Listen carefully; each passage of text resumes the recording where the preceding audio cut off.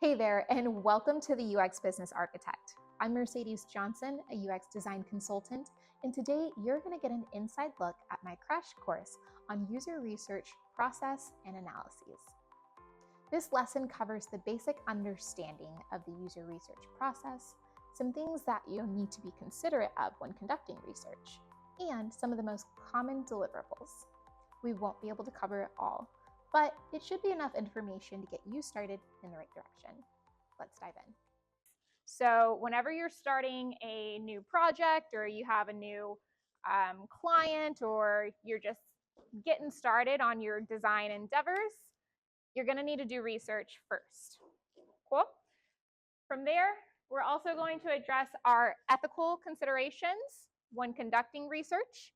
We're going to also look at some of the best methods and the different ways in which you can conduct your research. And we will talk about the effective deliverables in which you can hand your research over. So, conducting research. This is what happens at the very, very beginning. So before you write a line of code, before you go and solution on a great idea, before all of that, you start with research, okay? And the first thing that you're going to do in research is you're basically just asking questions, right? That's really, in a nutshell, what research is. A whole bunch of questions. Once you've asked all of your questions, then you're going to analyze your findings, right? So you're going to take all the data you collected, all the answers you got, and you're going to look through everything.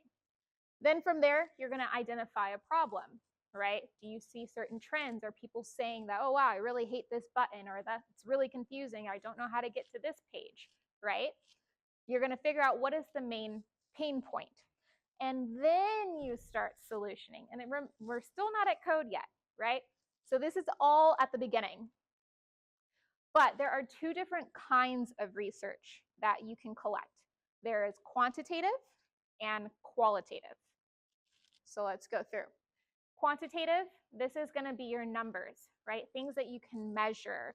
So on a scale of 1 to 10, right, that equates to a percentage that can be converted into data, right? So quantitative is one version, and qualitative is the other version. So that's how do you like this product, or why did you do something?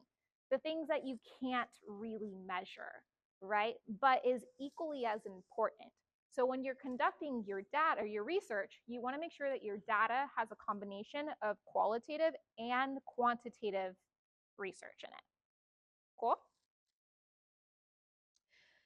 And that's kind of the basis of the user-centric design philosophy, right? We start with the user, with their problems, talking to them, asking them questions before we begin solutioning. That's what differentiates a user-centric product from a non-user-centric product, right? You don't want to start with something in your head that you think people are going to like, but you never actually talk to them, right? You want to go talk to them first, figure out their problem, and then go create a solution. So there are some common research methods, and I'm not going to go through all of them because I do not have the amount of time to do that. That is a completely whole 6-week program. But some of the most common things that you're going to find if you do decide to do research in the field as a professional, these are the most common ones. So you have interviews, surveys, usability testing, and contextual inquiries. Surveys, pretty standard. You guys know what those are. Interviews, very self-explanatory. Usability testing, that's usually when a customer or a client has an existing product, but it's not working. And so you need to come in and figure out where are the pitfalls, right? Where are the problem areas? It can also be used whenever you've already gone through the design phase and you created a prototype. Usability testing can happen at that point too. And then lastly, we have contextual inquiry. And that's things like shadowing someone. So for example, I had a client that owned a trucking company. So for 2-3 days, I went and sat in an 18-wheeler with a trucker to figure out what her day was like. And I was collecting research, right? So there's different methods, but that all really depends on what you're able to do. So your research method is usually going to be constrained by something over here. So some of the things you need to consider are, what are the questions that you need answered, right? Who are you answering those questions for? Are you doing something for yourself where you just want to create like a little side project so you don't really need a whole extensive amount of research? Or are you doing this for a client who's at the CEO level and needs to know the ins and outs of how his $10 million budget is going to get spent? Or are you doing some, innovative experiment at your company and you just need to make sure that you base it in user-centric data? I don't know. You're going to have to decide that. But then in the real world, you're going to have a budget 9 times out of 10, right? It costs money to go and send someone to Ohio to sit in a truck for 2-3 days and ride around, right? You got hotel, you got airplane, you got food, right? So that all feeds into the budget of research. You in the workforce might have to be constrained by the budget. Sometimes your budget is 0. And that sucks, having to conduct research in those situations. But sometimes your budget could be allocated to incentivizing the people to participate in your research. So for example, I might say, hey, will you take this survey for me and I'll give you a $10 gift card for AAA? You're probably going to say yes, right? Just so I can ask you a couple questions. But if I do that with you, and I do that with you, and then you, and then you, well, that's $40 right there, just for me to get 4 survey answers, right? So that also goes into the considerations of your budget. And then lastly, what is the depth of the insight that you need? Do you need to do multiple different kinds of research? So I might need to do surveys and interviews, or I might need to do ride-alongs and card sorting or usability testing, right? All of that is going to go into your research plan. But that's what you want to consider whenever you're thinking about what method you're going to move forward with. And I'm going through this quick so we can get to the activity. All right, ethical considerations. There's a lot of ethics in research that you really have to be careful of. And I'm going to walk through some of the high ones. So why is it important? You as a researcher are responsible for the ethics and maintaining ethics throughout your research study, right? So at the end of the day, if something were to happen and let's say you didn't get consent and they decided to come and sue the company because you shared information that you weren't supposed to share, that's going to fall on you, right? If you don't make sure that you're watching this carefully. So why is it important? Because you don't want to get sued. Next, obtaining consent. Always, always, always make sure you ask for their consent before you start taking their answers. So before they take the survey, before you start the interview, before you start recording, all of it, make sure you get consent. Some companies will make sure you have that consent in writing. Other companies will be okay with you getting the verbal consent. I would say to cover your butt, get it in writing, but here nor there. Privacy and confidentiality. You have to share with them where the data is going to be used, right? Oh, this is going to be used internally, or actually we're going to share this with stakeholders, or this is going to be part of our marketing campaign, right? They need to know where it's going because some people actually won't talk to you if they know that their boss is going to be saying it, right? Because they'll be scared that they might lose their job and won't be as honest. So you need to be very, very transparent, which goes into the next one. Be transparent. Tell them why you're doing this research. Are you doing it so that you can better internal operations? Are you doing it so you can create a new product? Are you doing it for just your own, self-learning? Let them know. Right to withdraw. You need to also let them know that they have the right to not participate. And this has happened to me before. I said, I would like to start recording this. Do I have your consent? He said, no. So guess what? I pulled up my pen and my notepad and said, all right, better get really good at writing in a car because this is going to be difficult, but you have to respect what they say when they either choose not to answer a question or don't want to be recorded. And then lastly, minimize harm. Sometimes you might be doing research on some pretty touchy subjects. I had one client, I was working with a mental health company, and I had to interview some of the people that were using the platform.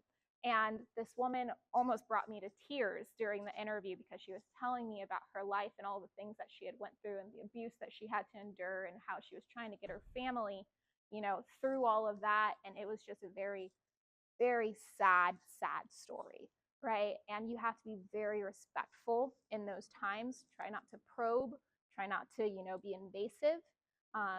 And that kind of goes into the human part of being a researcher. So try and minimize harm.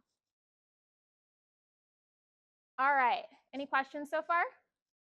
Selecting the appropriate deliverables. So whenever you're doing your research, you got to be able to actually conduct it and then hand that bad boy over to somebody. There's different ways in which that research can be presented. So one common way are personas and archetypes.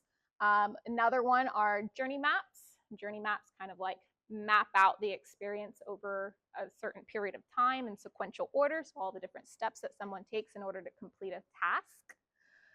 Affinity diagrams, that's usually whenever we're working with our qualitative data, so the whys and the hows and all of those questions, and you need to be able to visualize that. Usually like those bubble charts are kind of part of that view as well. And then executive summaries, that's for like your CEOs, for your stakeholders who have an attention span of like, I don't know, a goldfish. They need to have bullet points, very clear, not a lot of text. That's another version. But there's also a whole bunch more. Those are just some of the common ones. So how do we create a persona? There's 6 major steps, but you can omit step 6. Let's start at the front. Gather data. So when you're creating a persona, this is usually an interview type of deliverable, right? You're going to sit down with someone, you're going to ask them questions. It could come from a survey, but you're not going to get as good of a persona from a survey. So usually personas are outputs of interviews. Then you're going to define your basic information. And this part is important, guys, because you're actually going to do this in a second. So you're going to define your basic information. So that's going to be, what is your name? How old are you? What is your gender? Where do you live? Any other relevant details? How much work experience do you have? What's your background? All of that. That's going to be step 2. Then you're going to identify their goals and needs. What's the problem? What do you want to do? Why do you need to do that? Can you tell me more, right? Then you're going to figure out their pain points. Why can't you do what you want to do? Why are those goals and not things that you've accomplished already? What is standing in the way of you having the most easy job in the world, or the easiest workflow in the world, or the best application in the world? Why is it not that today? Then you're going to talk about their behaviors and preferences. So figure out, all right, well, how do you consume social media? Do you have a favorite app? Can you figure out if they're tech savvy or if they're not tech savvy? Can you figure out if they're early adopters of technology or they're not early adopters of technology? Usually the behaviors are going to be on a spectrum. So think about it as tech savvy versus not tech savvy, right? And the person you're interviewing is going to fall somewhere in the middle, right? So that's going to be mapping out your behaviors and preferences. Okay, your behavior when you wake up in the morning, what's the first thing that you do? Do you look at your phone? Do you take a shower? Do you brush your teeth? Like, figure out what is their common kind of routine in the way that they interact with the technology or whatever the product is that you're trying to build. And then lastly, add a quote. Usually this is kind of what brings your persona to life and makes it a little bit more real, is when you can capture a verbatim quote from one of the customers that you interviewed. Usually you don't put the name of the person that you're quoting. All of this data is usually wrapped up in a fake persona. So I might interview, one of you guys in here, but I'm going to call my persona Macy, right? But it's going to be based off of your information, right? So I can't say that word, anonymity, I can't say it. You know what I'm trying to say. But you want to keep them anonymous when it comes to their quoting. That's a wrap. I hope you found this information valuable and can put it into practice right away. At this point in the crash course, we transition into the hands-on activity, where participants put what they learned into practice. If you're interested in learning more or want to learn directly from me, please visit my website at mercedesjohnson.com. And if you're enjoying this content, hit like, subscribe, and the notification bell so you don't miss any future videos. Thanks for watching, and I'll see you here next time.